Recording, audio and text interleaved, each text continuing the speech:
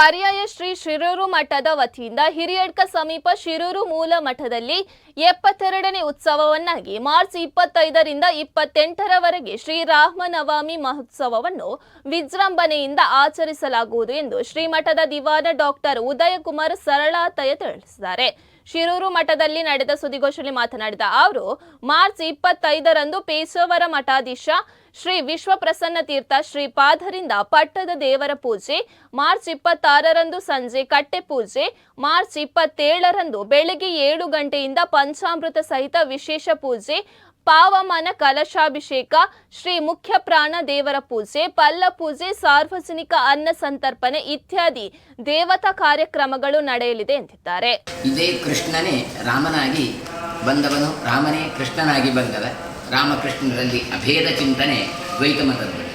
ಹಾಗಾಗಿ ಅಂತಹ ರಾಮನವಮಿಯ ಮಹೋತ್ಸವ ಈ ಸಂದರ್ಭದಲ್ಲಿ ತಾವೆಲ್ಲರೂ ಕೂಡ ಭಕ್ತಾಭಿಮಾನಿಗಳು ಆಗಮಿಸಬೇಕು ಅಂತ ಹೇಳಿ ಮೂಲಮಠದಲ್ಲಿ ವಿಶೇಷವಾದಂತಹ ರಾಮನ ಒಂದು ಸನ್ನಿಧಾನ, ಪ್ರಾಣದೇವರ ಉತ್ಸವ ಎಲ್ಲ ನಡೆಯಲಿಕ್ಕುಂಟು.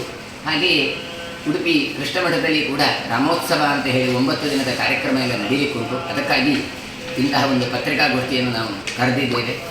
ಮೂಲಮಠದಲ್ಲಿ 72 ವರ್ಷ ಆಯಿತು ರಾಮನ ಉತ್ಸವ ಆರಂಭವಾಗಿ. ಅಲ್ಲಿ ರಾಮನಿಗೆ ಉತ್ಸವ ಅಲ್ಲ, ರಾಮನವಮಿ ಹೊತ್ತು ಪ್ರಾಣದೇವರಿಗೆ ಉತ್ಸವ. ಹಾಗಾಗಿ 72 ಕೇಳಿದರೆ ಕುಂಭಮೇಳ 144 ವರ್ಷಕ್ಕೆ ನಡೆದರೆ ಅದರದ್ದು ಅರ್ಧ 72 ವರ್ಷ. ಹಾಗಾಗಿ ಅಂತಹ ವಿಶಿಷ್ಟವಾದಂತಹ ನಮ್ಮ ದೇಹದಲ್ಲಿ 72,000 ನಾಡಿಗಳು. ಹಾಗಾಗಿ 72 ವರ್ಷ ಎನ್ನುವಂಥದ್ದು ಒಂದು ಘಟ್ಟ.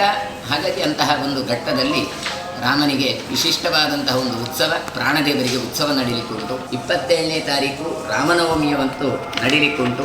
ಹಾಗಾಗಿ 27ನೇ ತಾರೀಕಿಗೆ ರಾತ್ರಿ ಇಲ್ಲಿ ಕೂಡ ರಾಮದೇವರಿಗೆ ಅಂದರೆ ಕೃಷ್ಣದೇವರಿಗೆ ರಥೋತ್ಸವ ಎಲ್ಲ ನಡೀಲಿಕ್ಕುಂಟು.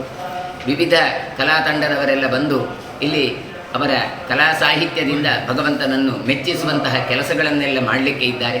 ಒಂದೊಂದು ದಿನವೂ ಕೂಡ ವಿಶಿಷ್ಟವಾದಂತಹ ವಿದ್ವಾಂಸರನ್ನು ಕರೆದು ರಾಮನ ಬಗ್ಗೆ ಚಿಂತನೆ ಎನ್ನುವಂಥದ್ದು ನಡೀತಾ ಉಂಟು.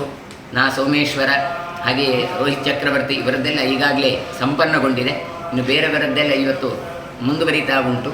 ಹಾಗಾಗಿ ಅದಕ್ಕೂ ಕೂಡ ಭಕ್ತಾಭಿಮಾನಿಗಳೆಲ್ಲ ಬರಬೇಕು.